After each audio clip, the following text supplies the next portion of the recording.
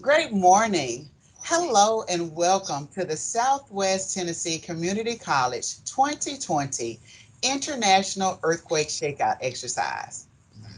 I am Chief L. Angela Webb, the Director of Police Services and Public Safety.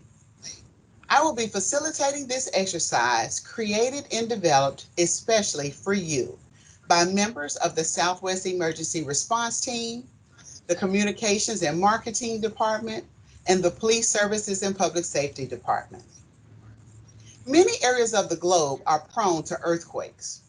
You could be anywhere when an earthquake strikes. You could be at home, at work, at school, or even on vacation. Are you prepared to survive and recover quickly? Great Shakeout earthquake drills are an opportunity to practice how to be safer during earthquakes. Drop, cover, and hold on. This shakeout has been organized to encourage you to update your emergency response plans, your supplies, your go bag, and to secure your space in order to prevent damage and injuries. While COVID-19 has brought many uncertainties and challenges this year, we want to ensure that you are aware and prepared to survive an earthquake. There are two seismic earthquake zones that directly impact Tennessee. They are the New Madrid Fault Line and the East Tennessee Zone. Tennessee sits above the New Madrid Fault Line, which is a 150-mile long seismic zone that runs through Illinois, Indiana, Missouri, Arkansas, Kentucky, and Tennessee. The Eastern Tennessee seismic zone is one of the most active areas in the southeastern U.S. It is joined by the Southern Appalachian Seismic Zone, a seismic region stretching from the northwestern Georgia through Tennessee and into northeastern Alabama. This area was hit by a swarm of 5 earthquakes on February the 11th of 2020. The same area was struck by the seventh largest quake in East Tennessee in more than a century on January the 20th of 2020.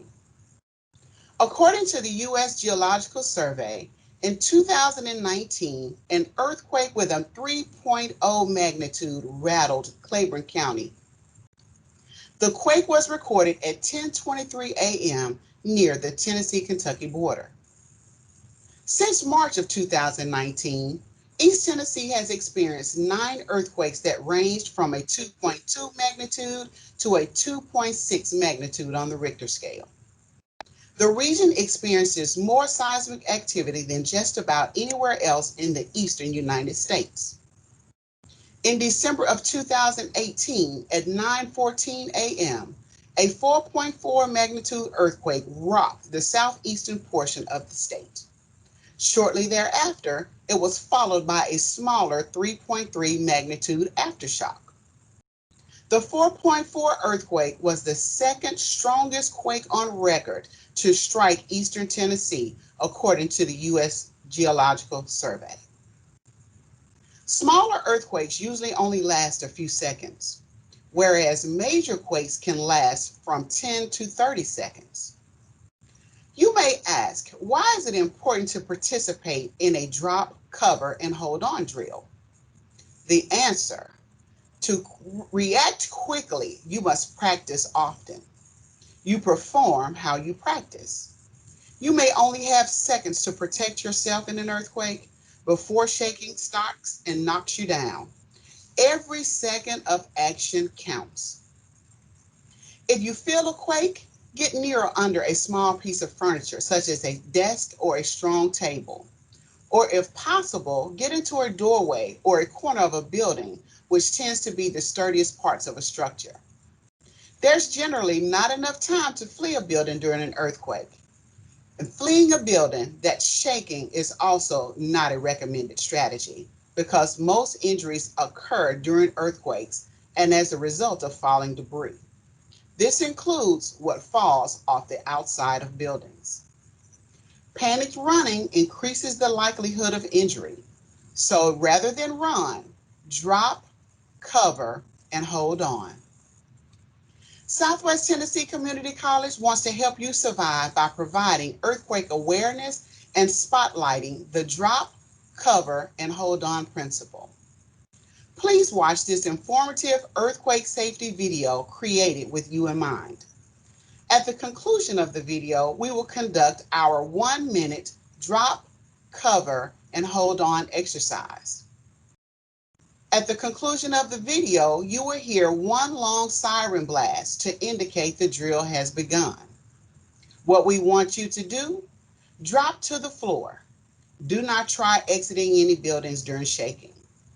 Cover your head and neck. Hold on to the leg or desk and with one hand if possible. Then, after our 1 minute has passed, you will hear 2 short siren blasts informing you that the drill has concluded. During the drill, please take photos of yourself or your family in your safe position and tag us on social media with the hashtag SWShakeout2020. After the shaking has stopped and the drill has ended, please meet me back here for the conclusion of our exercise.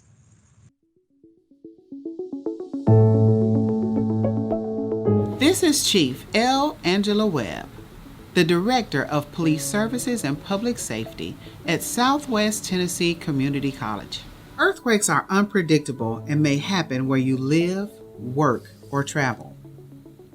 Most injuries in earthquakes are from falling or flying objects. Today, we are joining millions of people worldwide who are practicing how to be safe during earthquakes. College students should know what steps to take before, during, and after an earthquake at home, work, and school. Visit www.earthquakecountry.org/7 steps to learn the 7 steps to earthquake safety. Before an earthquake, we want you to be prepared by following these steps. Step 1. Secure your space by identifying hazards and securing movable items. Move heavy items to lower shelves. Step 2. Plan to be safe by creating a disaster plan and deciding how you'll communicate in an emergency. Learn basic first aid. With your family, decide in advance on an out-of-state contact, like a friend or a relative, that everyone can report to and share information. Step 3. Organize disaster supplies in convenient locations.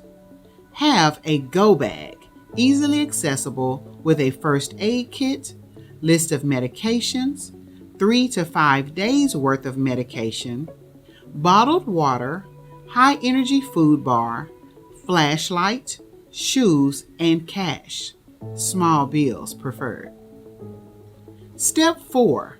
Minimize financial hardship by organizing important documents, strengthening your property, and considering insurance. Store copies of identification, car registration, passports, or other documents you may need in an emergency in your go bag or car. If you live in rental housing, consider earthquake renter's insurance if available in your state. During and just after an earthquake, we want you to survive. In order to survive, follow these steps. Step 5. Drop, cover, and hold on during earthquake shaking. If you are at home, work, or school, drop to the ground before the earthquake drops you. Cover your head and neck with your arms and seek shelter by getting under a sturdy desk or table if nearby, and hold on to your shelter and be ready to move with it until the shaking stops. If you are driving, pull over to a safe location. Place your vehicle in park, lean forward, and cover your head and neck with your arms and hands. If you are in a wheelchair, lock the wheelchair. Cover your head and neck with your arms and hands and hold on. If you are on a walker, lock the walker. Cover your head and neck and hold on. If you are outdoors, seek shelter near a building. Drop to the ground. Cover your head and neck with your hands and arms. Drop, cover, and hold. Step 6. When shaking stops, improve safety by evacuating if necessary, helping the injured, and preventing further injuries or damage. Follow your classroom emergency evacuation and relocation plan. Avoid downed power lines and water from broken pipes when exiting a building. If you smell gas, move away quickly. Be careful leaving a building. Aftershocks can cause loose bricks, broken glass, and other building materials to fall. And finally, recovering after an earthquake. We have discussed how to prepare before the earthquake, how to survive during an earthquake. Now, step 7, recovering after an earthquake. Reconnecting and restoring daily life by reconnecting with others, repairing damage, and rebuilding the community. To keep phone lines accessible for emergency use, send a quick text to parents and or families out of state to let them know you are okay. If you are okay, volunteer to help others on campus or within your community.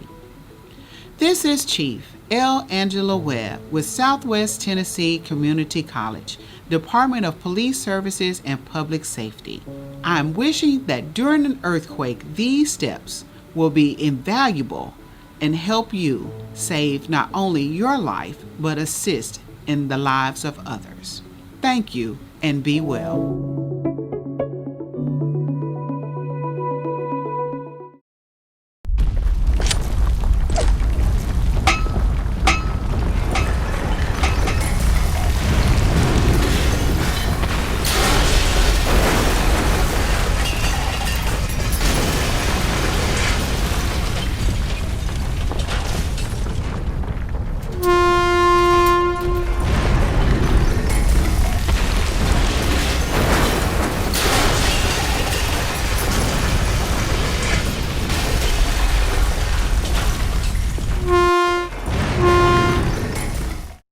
As you learned from the video, earthquakes are unpredictable and may happen at any time while you're at work, home, school, or traveling.